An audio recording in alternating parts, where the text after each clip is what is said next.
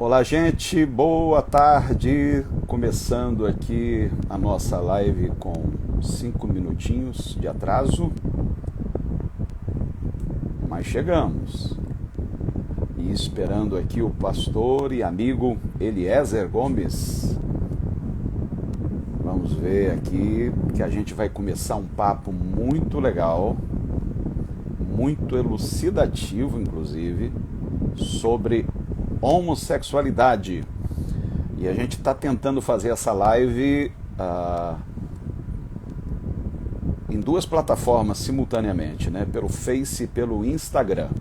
Agora, se você puder divulgar, vai ser muito legal, porque tem muita gente precisando ouvir acerca desse assunto.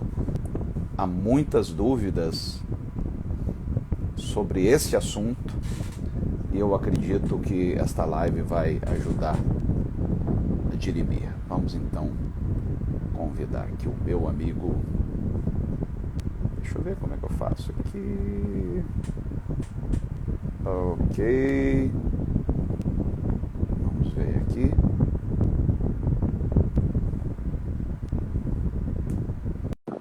E só aguardando, eu estou chamando pelo Insta. Para quem Opa! quem tiver o Instagram, pode correr lá que já está funcionando, tá bom? Agora é eu aqui do meu lado, Hermes, te procurando aqui. É muito diferente de fazer, a live no Facebook pelo computador, de fazer no celular. Então, eu tô acostumado, mas sempre coloco o celular. Mas eu vou encontrar aqui. Enquanto você procura aí, deixa eu lhe introduzir para os nossos amigos aqui do Instagram. O Eliezer é um amigo já de alguns anos. Ele está na Bélgica. Está em Bruxelas ou está naquela cidade próxima? Estou em Namur. Namur, isso. Estou Namur. aprendendo a falar com sotaque. Já está falando com o biquinho, Namur. Diga-se de passagem, uma cidade muito bonita, muito agradável. Tem muita verdade. saudade aí do pessoal de Bruxelas, de Namur e de outros lugares por onde nós andamos, né? Juntos nós percorremos alguns países, passamos por Luxemburgo, Alemanha, França. Enfim, foi uma experiência muito boa, ministrando em várias cidades. Fomos a Berlim, fomos no castelo de... Me faltou aqui o nome, onde o Martinho Lutero afixou as 95 teses, Wittenberg, né? Isso, Wittenberg. Lá na Alemanha. Fomos lá por 500 anos da Reforma Protestante. Exatamente no dia em que a Reforma completava 500 anos, nós estivemos ali juntos. Foi um momento assim inesquecível, foi realmente muito bom. E poder bater um papo com Eliezer, que tem uma cabeça super aberta, é um teólogo, é um pastor, é um cara comprometido com a agenda do reino de Deus. Bater um papo com ele é sempre muito agradável, muito gratificante. Eu tenho certeza que vai ajudar muita gente a dirimir suas dúvidas sobre um tema tão importante, né? E sobre o qual pesa assim tanto preconceito. Muita gente prefere evitar esse tema por conta do estigma que ele carrega, né? Mas graças a Deus não nos tem faltado coragem para abordar este e tantos outros temas tão importantes quanto. Não é isso, Eliezer? É isso. Mano, só que eu tô achando, eu vou ter que pedir para o pessoal do Facebook ir para o Instagram, aqueles que tiverem. E aqueles que não tiverem, eu realmente lamento. Eu vou ter que, assim que a gente terminar e o vírus estiver aí, a gente baixa ele e eu posto no meu Facebook. Opa, porque senão a gente não sai. Tá bom? Sem problema. Mas então... é isso aí. Vou até deixar gravado aqui, porque aí todos já sabem que tem que ir para o Instagram. Sim. E no caso, o meu Instagram, você pode entrar lá e você vai encontrar Arroba, né, eliezer.r.gomes, igualzinho está no meu perfil do Facebook. Ou então, Hermes C. Fernandes. Tá bom? Dê uma olhada aqui e já li. Tá bom? Para quem quiser acompanhar através do Instagram. E depois, até logo, pessoal do Facebook, a gente se vê aí. No Instagram tá rolando, pode ir para lá. Maravilha. Então, Eliezer, eu vou fazer o seguinte, quem vai dirigir a live é você, ok? Sim, você sem problema. O papo. Preparei aqui um monte de, quer dizer, perguntas que você já está, creio que você já recebeu um monte delas aí, as mesmas, algumas relacionadas também aos seus livros e artigos que você escreveu, mas e sobre esse tema, Bispo Hermes, homossexualidade, e eu peguei ali o título de um dos seus livros, que é homossexualidade, da sombra da lei à luz da graça. O que você quis dizer com esse título desse seu livro? Bem, uma coisa é nós abordarmos um assunto como a homossexualidade tomando apenas versos isolados, geralmente extraídos do Antigo Testamento, né, que a gente comumente chama de lei. Jesus se referia a ele como a lei e os profetas. E, na maioria das vezes, são versos realmente pensados, onde não se considera o contexto social, principalmente no livro de Levíticos, né? Onde é claro ali, com homem não te deitarás e tal. Interessante, porque nem se fala em homossexualidade feminina, né? Só se fala de homossexualidade masculina. E fala-se em deitar como se fosse mulher. O que significa isso, né? Mas quando você aborda isso à luz da graça, a coisa toma outros contornos, né? Ainda que alguns vão entender que, mesmo no Novo Testamento, haveria uma condenação explícita ao comportamento homossexual, do que eu discordo. Nós podemos conversar um pouco mais sobre isso.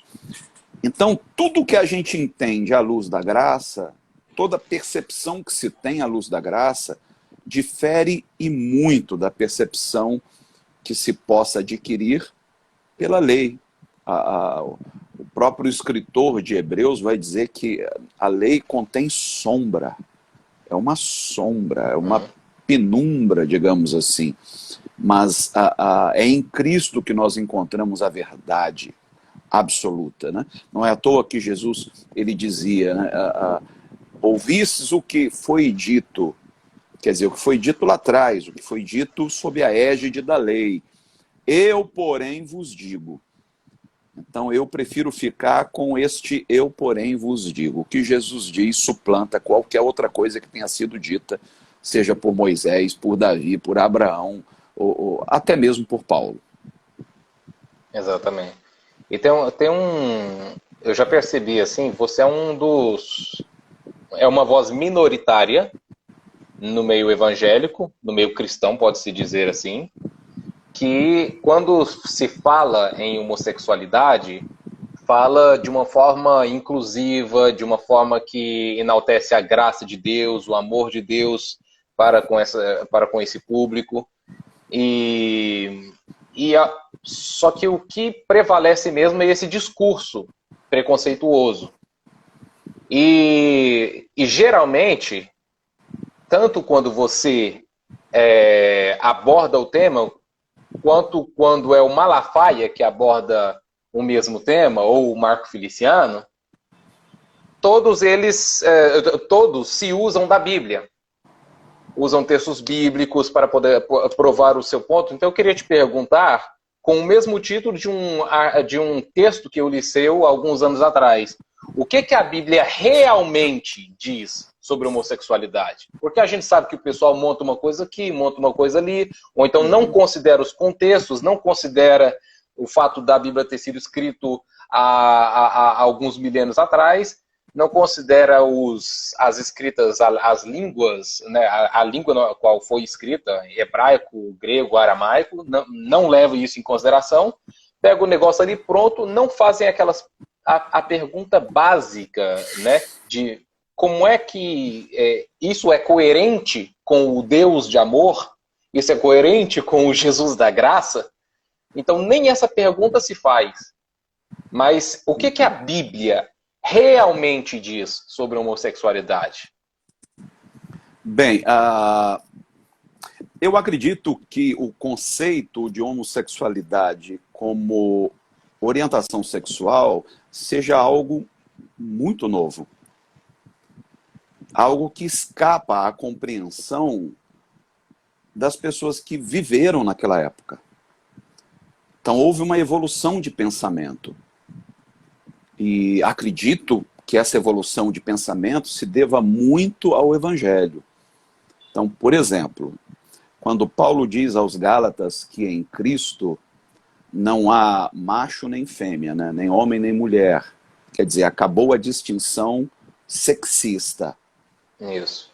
Em Cristo não há nem gregos e nem judeus, quer dizer, acabou a distinção étnica. Eu poderia dizer, não há brancos e nem negros.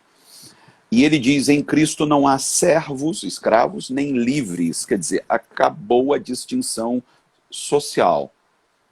Então, todas as distinções, sejam elas sexista, social ou étnicas, essas distinções terminam em Cristo. Então, já é um salto evolutivo muito grande. Quando o Velho Testamento foi escrito, por exemplo, a ideia que se tinha era de que mulher fosse um ser de segunda classe. Então, quando diz lá em Levítico, com um homem não te deitarás, como se fosse mulher, isso é abominação, é porque se usava disso para humilhar. Quer dizer, quando um homem se deitava com outro homem, fazendo-o de mulher, digamos assim, essa era uma atitude vexatória, de humilhação. Entende? Por que o mandamento é tão veemente? O que é abominável para Deus? Não é a orientação homossexual. Ou mesmo uma relação íntima entre pessoas do mesmo sexo. Abominável para Deus é a intenção de um em tornar o outro mero objeto e humilhá-lo. Humilhá-lo. Naquela época, por exemplo, quando acontecia uma campanha militar e uma nação levava prisioneiros da outra nação, geralmente esses prisioneiros eram sodomizados publicamente. Eles não poupavam nem o rei. Então, sodomizar o rei era uma maneira de humilhá-lo, de, assim, extremamente.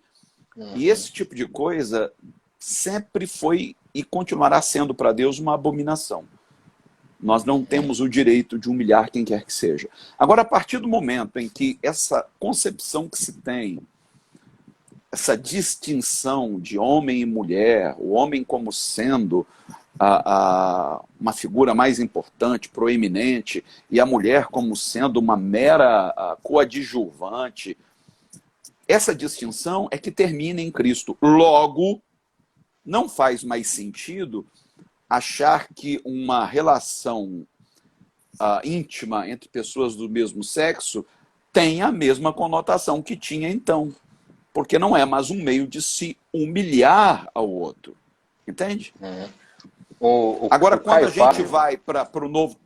quando a gente vai para o Novo Testamento, aí a coisa já é diferente. Quer dizer, o contexto já não é o mesmo contexto. Mas a gente fala sobre isso mais adiante. O Caio Fábio, ele faz algumas distinções. Inclusive, ele mesmo tem um filho que é gay, né? E ele, por exemplo, ele separa aquela atitude que uma pessoa tem de hedonista, de uma pessoa chegar assim, ele é um heterossexual, mas ele diz, cara, eu queria ter uma experiência diferente, vou tentar uma coisa nova. Aí o cara vai, assim, simplesmente por... então ele viola a sua própria natureza e parte para poder fazer aquilo que é contra até mesmo o seu desejo natural, né? Então ele vai e fala que isso não existe uma homossexualidade, existem homossexualidades. E a gente não pode colocar tudo no mesmo pacote. Na verdade, Eliezer, a sexualidade é um terreno muito pantanoso. Nós ainda estamos engatinhando. Exato. Ele coloca ainda a questão do que ele chama de traumagatizado, que é uma pessoa assim cuja sexualidade foi formada por conta porque é uma coisa que na educação não, por conta de estupro, né? E coloca um outro caso, que é um caso biológico, de nascimento.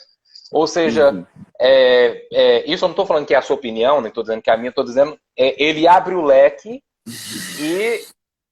e a questão, assim, quando eu vejo as pessoas tratando de homossexualidade, eu só vejo como se fosse uma coisa ou outra. Os que defendem falando apenas em termos biológicos e os que atacam, discriminam, falando apenas em termos comportamentais. Então, assim, não, é porque o cara escolhe. Não, isso aí ele não teve escolha, ele nasceu assim. Mas nunca, quando você conversa realmente, você vê até mesmo as ideias lá da LGBT e as outras siglas que eu não conheço todas, mas eles falam de diversidade sexual.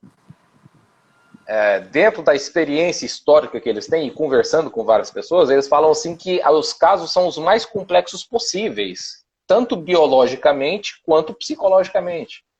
Como é que você vê você vê algum tipo de distinção a se fazer sobre esses assuntos? E a Bíblia trabalha todas as distinções ou a Bíblia foca em apenas alguns tipos de casos? Bem, como eu lhe disse, a Bíblia não trata diretamente da homossexualidade enquanto orientação sexual. Isso é algo muito recente. Não que não houvesse homossexualidade, sempre houve, mas não foi tratada na Bíblia. Assim como muitas outras coisas não foram devidamente tratadas. A Bíblia nunca pretendeu abarcar todas as demandas do ser humano. Então, tem muita coisa que ficou de fora. Eu falo como psicólogo, quer dizer, você lida com certas coisas inerentes ao psiquismo humano que a Bíblia não fala nem en passant, sabe? Ninguém ali se debruçou sobre aquele assunto. Eu poderia citar vários casos aqui, mas a homossexualidade seria uma delas, né? Você veja, por exemplo, quando Paulo aborda essa questão, e é uma das passagens mais usadas para condenar a homossexualidade, Paulo está falando de um contexto de culto. Ele está falando de idolatria. Ele está falando que os homens abandonaram a verdade, trocaram a verdade de Deus pela mentira, detiveram a justiça pela injustiça, né? Adoraram e serviram a criatura em vez do Criador, de maneira que eles foram entregues por Deus a um sentimento pervertido.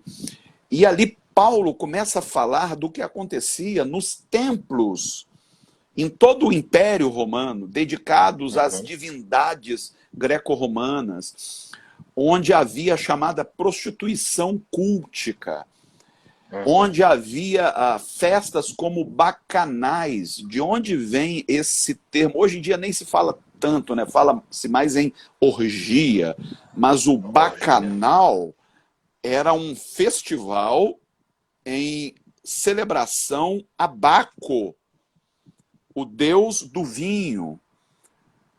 Para os romanos era Baco, para os gregos era Dionísio. Então eram as festas dionísicas. E ali, meu irmão, era como cantava o Tim Maia, valia tudo. As pessoas estavam mascaradas. Era o mexe-mexe. Exato, ninguém sabia com quem estava.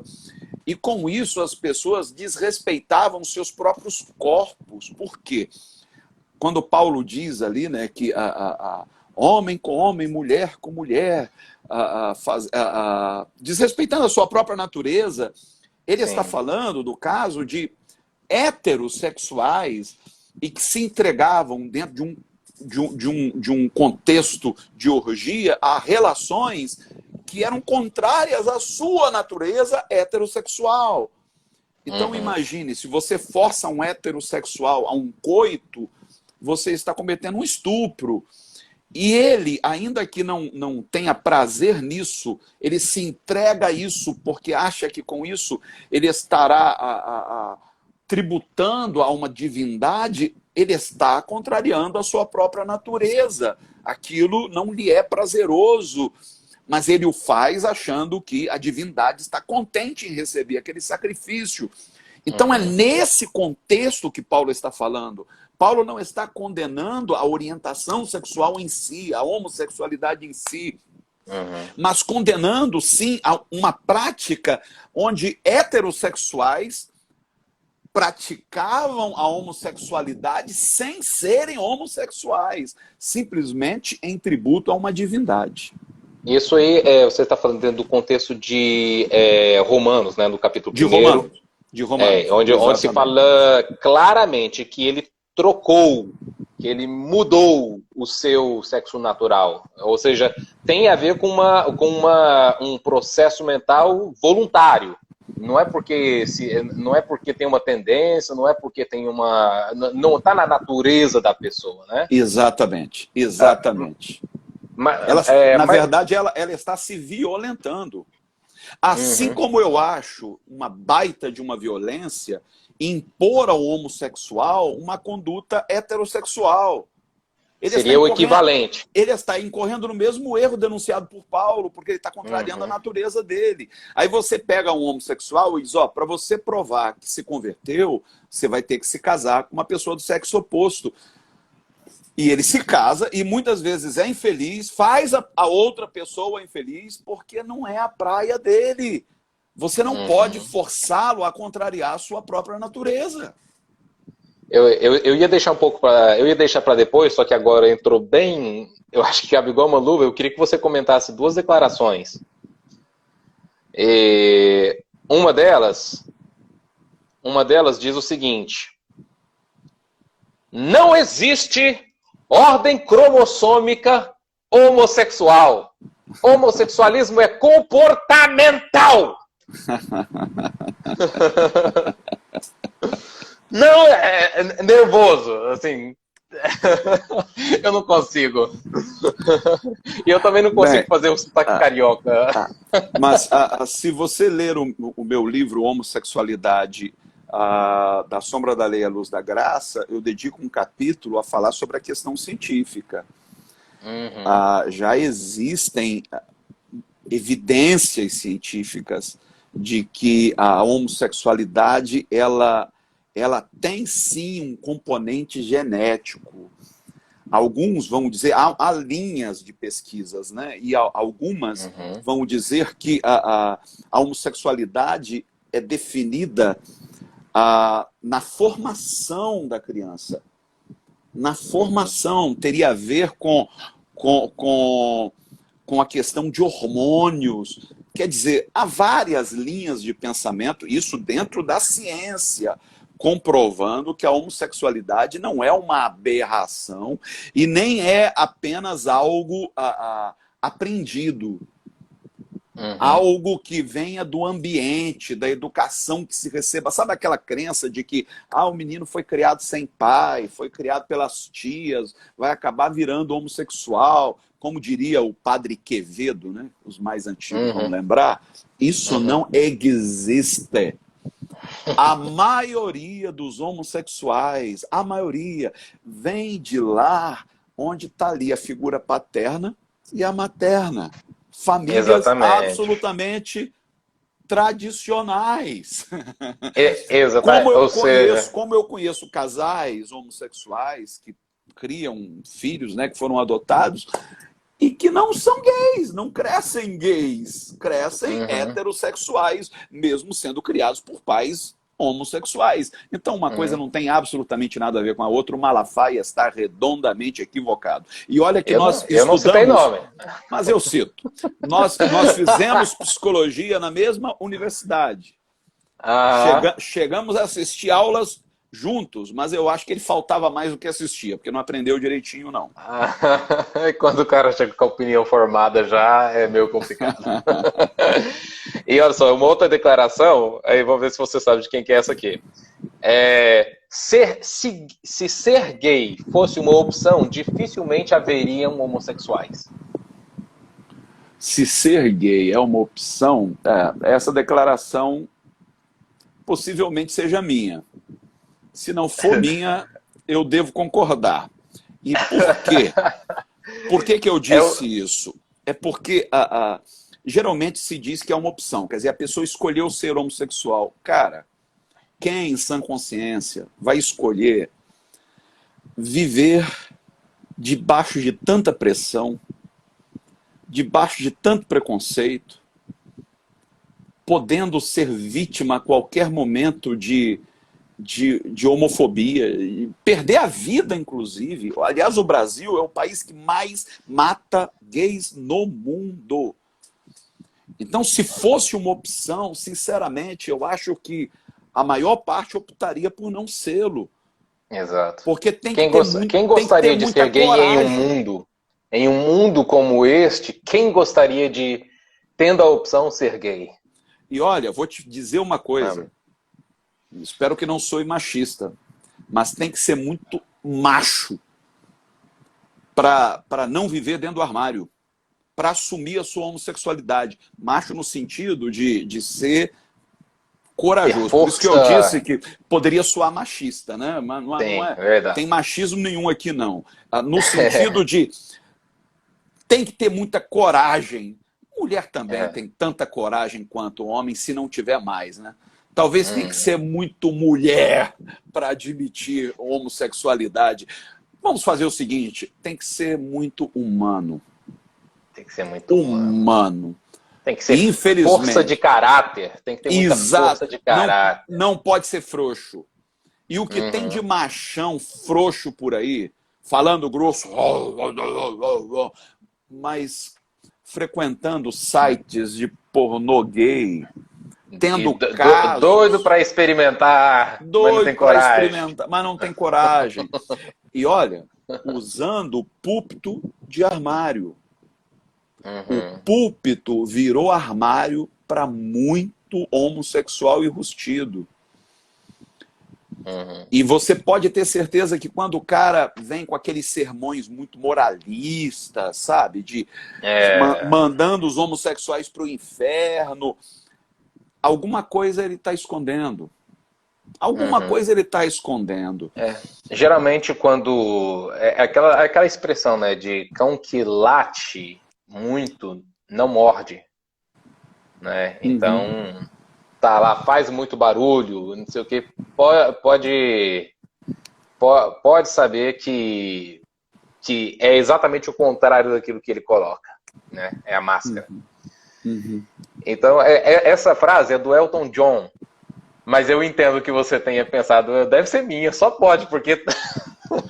mas eu já disse isso muitas vezes. Você já disse, eu já vi você dizendo. Aí por isso eu até imaginei, ele vai saber de quem é essa frase, porque você já falou ela de várias formas diferentes, essa mesma frase de formas diferentes, inclusive. Muito interessante. Então, agora sim, ok, o Romanos, capítulo 1, está bem claro que se trata de um homem e de uma mulher que decide experimentar, bagunçar, mudar aquilo que, até mesmo contra a própria natureza dele. Mas o que dizer daquele, lá em Coríntios, primeira epístola aos Coríntios, no capítulo 6, quando naquele texto, entre outras coisas, está lá escrito assim que os efeminados não herdarão o reino de Deus. Escrito com todas as letras. Como é que faz? Vamos dizer assim, como é que você sai dessa agora?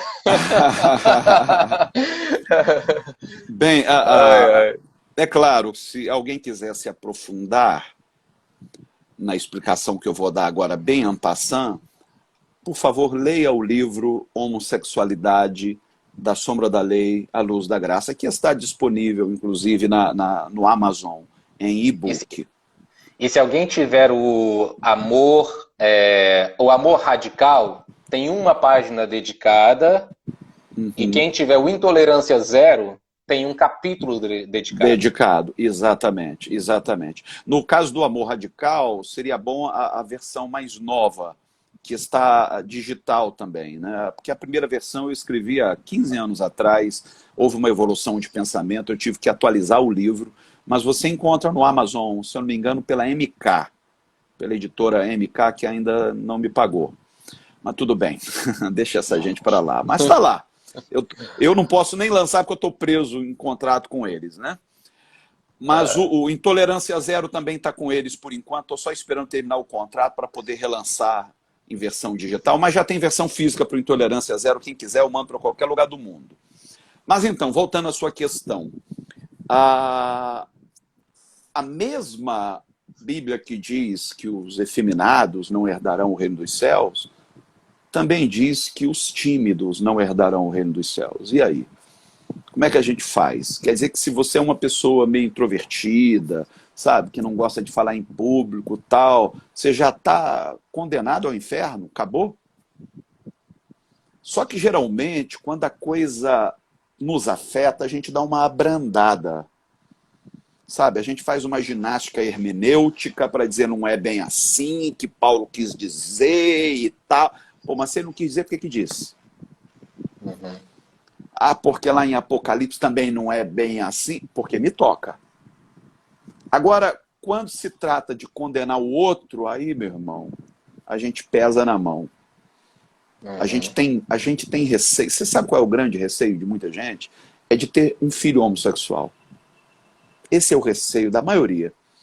Então, quando a pessoa se apega a essas passagens que aparentemente condenam peremptoriamente o homossexual ao inferno, ele está dizendo para os filhos aqui, filho, se você entra por esse caminho, olha o que vai estar reservado. E a gente sabe que não é por aí. Na verdade, o que o texto está dizendo ali é outra coisa. O que foi traduzido por homossexual ou efeminado, de acordo com a tradução, na verdade, poderia ter sido traduzido, e muito melhor traduzido, como mole, molengão. O que é uma pessoa molenga? É uma pessoa que não tem um caráter firme. Não tem a ver com orientação sexual. Tem a ver com aquilo que Tiago chama de ficar em ânimo dobre. Tiago não fala sobre ânimo dobre, quer dizer, é alguém que fica pisando em falso. É uma pessoa que não tem um caráter definido, que toda hora está ali mudando, de acordo com as circunstâncias, quer sempre ficar bem com todo mundo, mas não sabe tomar posição. É isso que Paulo chama de molengão. E que, infelizmente, foi traduzido já na era medieval para cá, foram os monges que traduziram como efeminado. No original não tem nada a ver com efeminado. É uma tradução tendenciosa e preconceituosa. Completamente tendenciosa e preconceituosa. Agora, no livro, eu me aprofundo nisso, obviamente, e vou mostrando quais são os termos gregos, o significado deles. Eu recorro a um léxico grego. Eu não quero que as pessoas apenas fiquem com o que eu penso sobre isso. Eu quero que elas se aprofundem. Até porque eu acho que a palavra, eu acho que é molocói, não é isso? Sim, sim, sim. Malocói. Malocói. E ela tem várias outras possibilidades de tradução. Pode ser masturbador, pode ser perverso, pode ser algumas outras coisas, algumas coisas sempre relacionadas também a uma perversão de caráter. Mas escolhem, inclusive, a NVI, que é uma versão que eu gosto muito pela linguagem, mas ela ainda coloca assim, os homossexuais ativos e passivos.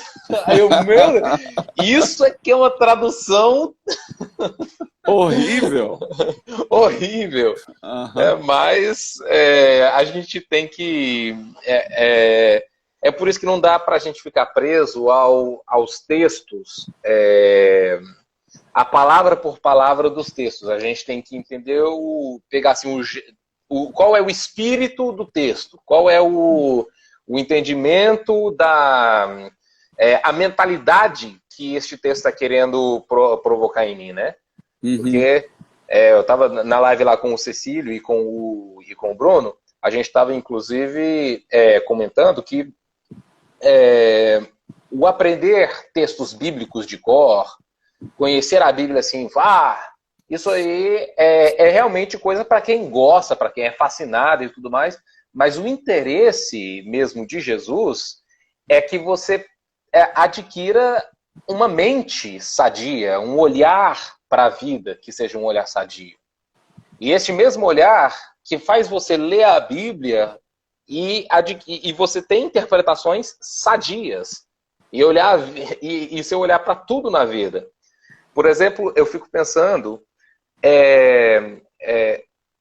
as pessoas olham, vamos dizer assim, enquanto o cara não tem um filho gay, um irmão gay, enquanto ele não tem um drama em casa, um suicídio de um familiar ou de uma pessoa que ele ama, que passou por uma situação de humilhação ou talvez isso, cometeu um suicídio, qualquer coisa assim, a pessoa não se interessa em, por exemplo, olhar para um texto como este e questionar, poxa, meu Deus, é isso mesmo? Mas não está dizendo aqui em outro texto que Deus é amor? Não está dizendo que a vontade de Deus é que todos se salvem e venham ao pleno conhecimento da verdade? Não está dizendo aqui que Jesus ele era considerado como amigo de publicanos e pecadores e tudo, e que ele amava as pessoas, que todo mundo... Aí ele esquece de tudo isso, ou parece que nunca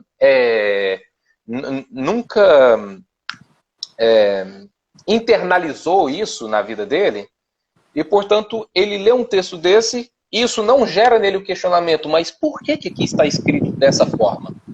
Porque é esse questionamento que o levaria a buscar respostas e chegar em conclusões como essa que você chegou. Eu mesmo, muito antes de ter feito teologia, os meus questionamentos, quando eu lia um texto quando eu encontrava um texto como os seus textos, ou como os do Caio, ou como os do Carlos Moreira, por exemplo, e tal, o que acontecia é que vocês davam para mim palavras, me equipavam de ferramentas, só que muitas vezes tinha a ver com pensamentos que já estavam brotando. Porque por causa desse olhar que eu olhava assim, meu Deus, mas alguma coisa está errada na minha forma de olhar esse texto aqui, porque eu acho que o que eu estou vendo aqui não tá batendo com a sua natureza, não está batendo com o que eu vejo em Jesus. Só que as pessoas não chegam nem até aí, então elas não questionam. E segue aquele que dá a resposta mais curta e mais chula e mais preconceituosa, quem sabe até respaldando o próprio preconceito que o cara já tem. Sim. A gente geralmente faz uma leitura que nos seja favorável e ao mesmo tempo desfavorável ao outro. A gente lê com lentes próprias. Eu gosto muito quando Jesus ele argumenta com aquele doutor da lei e ele diz o que leis e como leis, né? Que são duas perguntas. O que leis é uma pergunta de caráter objetivo. Não tem como você alterar o que está ali, está escrito. Agora, como você lê? Aí já tem caráter subjetivo.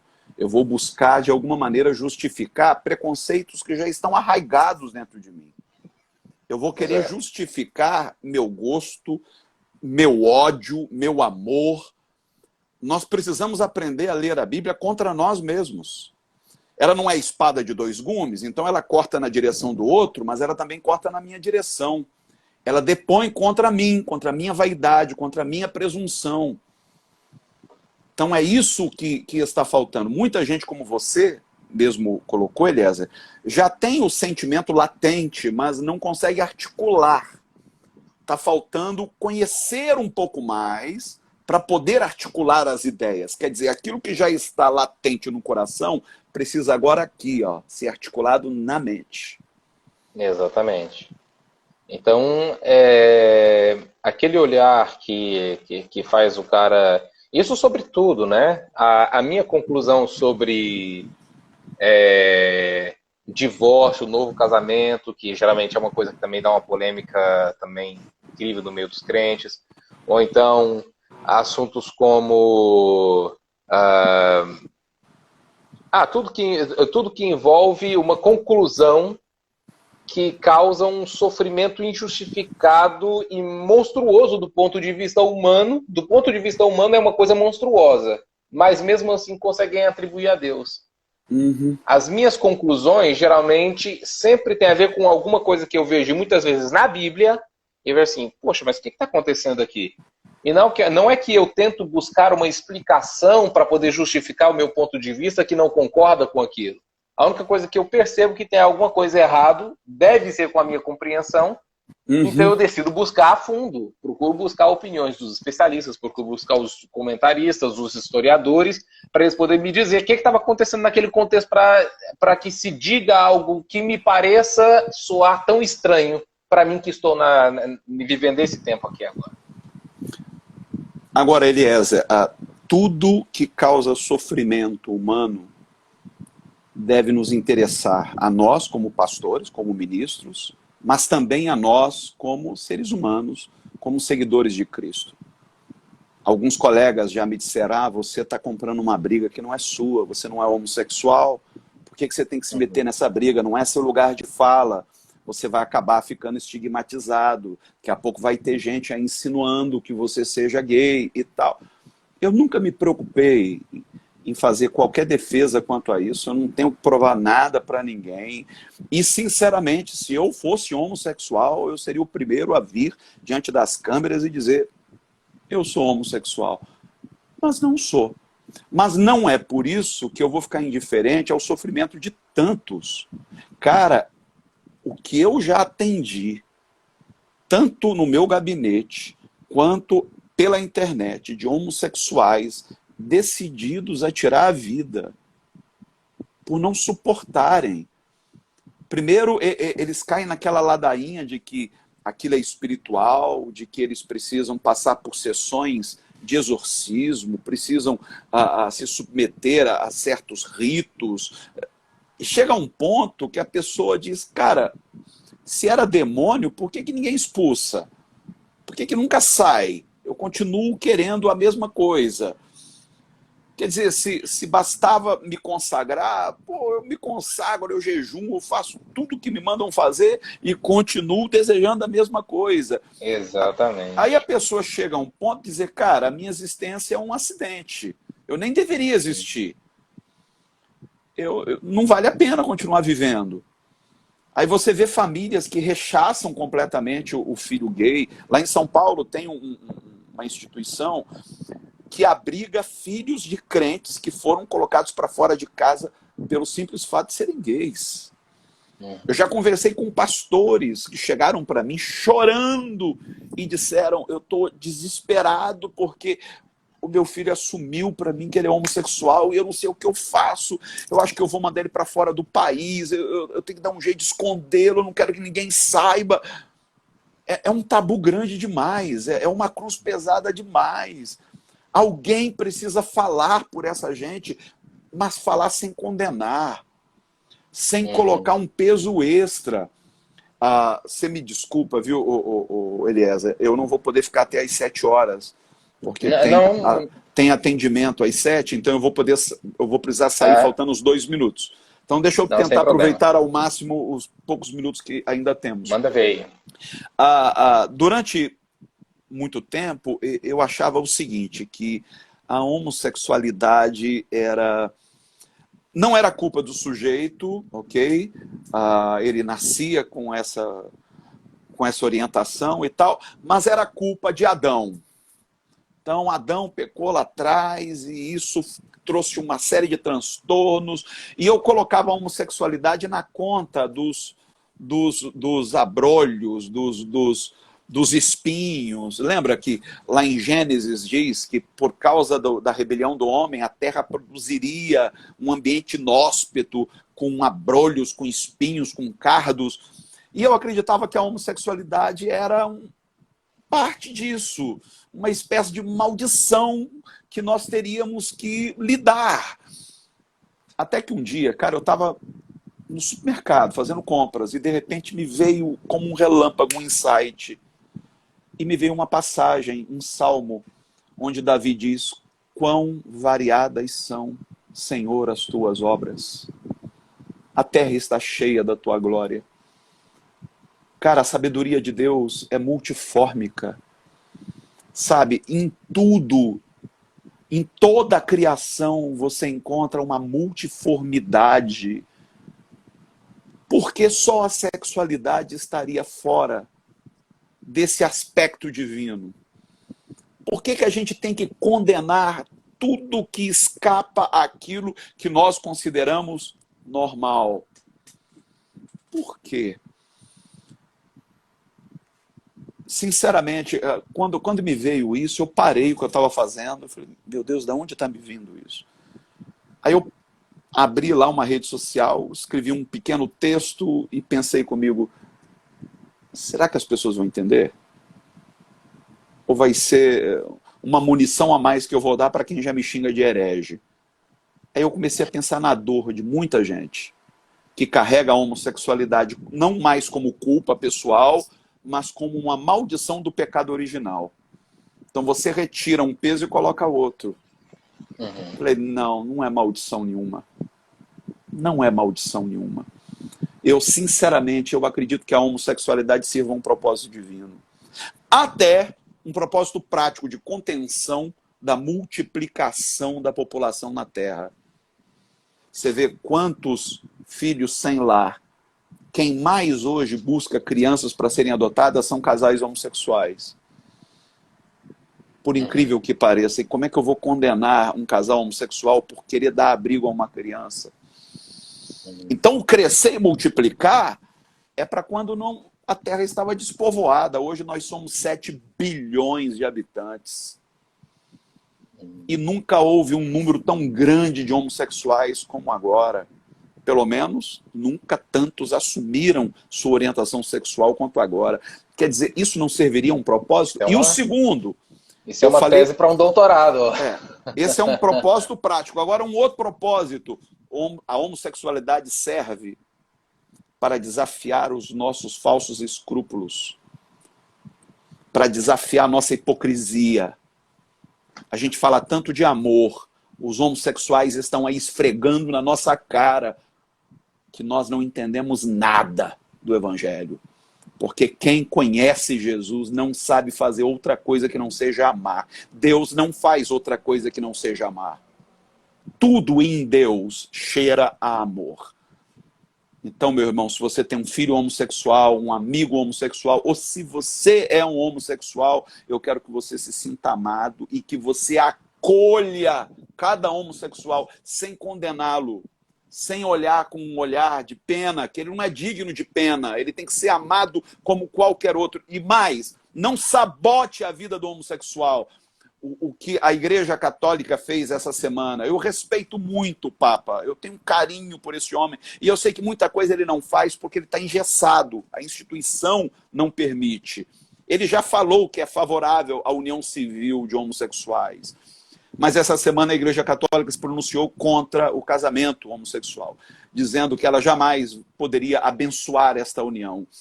Eu creio que nós ainda vamos chegar a esse grau de maturidade. Eu prefiro ver um casal homossexual convivendo em amor, em harmonia, do que ver um homossexual vivendo uma vida promíscua, tendo que se prostituir para viver porque não é aceito em tantos lugares. Então não é nem essa de, dos males o menor. Não, não tem mal. Não tem mal no amor. Então, se dois homens se amam, se duas mulheres se amam, se alguém me perguntar, você faz casamento homossexual? Aliás, eu não faço casamento nenhum. Quem faz casamento é Deus. Se Deus colocou amor de um coração para com o outro, o casamento está feito. Foi Deus. O cupido foi Deus. O meu papel enquanto ministro é só reconhecer o que eu estou vendo. Está ali diante dos meus olhos. Eles se amam. Eu vou negar a eles o direito de uma vida dois? Não. Isso é desumano. Queridão, eu vou precisar encerrar. Vai lá. Vai lá, não tem problema não. Mas 2 minutos. 2 minutos. Bom, Hermes, eu vou, com esses 2 minutos, então, eu vou dizer o seguinte. Eu queria que você... fazer uma pergunta sobre o seguinte. Quando você esteve aqui na última vez, a gente falou sobre um possível projeto, e eu queria saber se ainda estava... se você ainda o tinha em mente, no coração, seria alguma coisa como Marcha com Jesus ou Caminhada com Jesus, que seria uma resposta à Marcha para Jesus, só que no caso é uma caminhada com Jesus, uma marcha com Jesus. E com quem ele caminharia se tivesse. E com quem ele caminharia, ou seja, cristãos caminhando em prol da causa das minorias, dos oprimidos, daqueles que são vítimas da intolerância religiosa.